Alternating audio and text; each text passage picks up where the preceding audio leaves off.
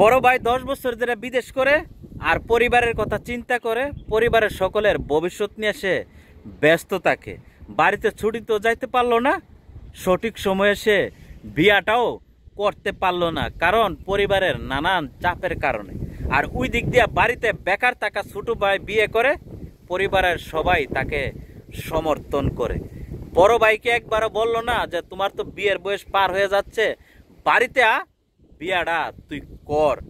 নিজে উজ্জা যখন বড় সন্তান পরিবারকে বললো যে আমি বাড়িতে আসতে চাই, তখন পরিবারের লোকজন বলে যে তুমি বাড়িতে এখন আইসা কি করবা, এখনো তো তোমার লাখ টাকার ঋণ রয়ে গেছে, তুমি কিভাবে বলো বাড়িতে আসার জন্য।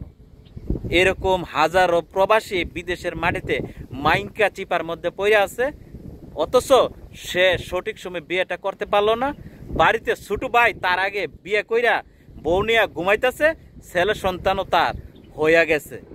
তার এই কষ্টের কথা, যন্ত্রণার কথা কারো কাছে সে না পারতেছে মুখ ফুটটা বলতে, না পারতেছে কারো কাছে শেয়ার করতে, শুধু দু চোখের পানি ফালাইয়া এই প্রবাসের মাটিতে সে পইরে আছে। কারণ তার দুঃখ বুঝার মতন মানুষ যে এই পৃথিবীর বুকে নাই। যারাই বুঝার দরকার ছিল পরিবারের লোকজন, তারাই তো তার দুঃখটা, কষ্টটা বুঝতে পারলো না। তাহলে আর কে বুঝবে এই প্রবাসীর দুঃখের কথা, কষ্টের কথা, যে কিনা পরিবার করতে করতে 10টা বছর বিদেশের মাটিতে পইরা রইল, আর পরিবারের ভবিষ্যতের কথা চিন্তা করলো, তার ভবিষ্যৎ নিয়ে তো কেউ বিন্দু পরিমাণও চিন্তা করলো না। এটাই বর্তমানে বাস্তবতা চলতেছে।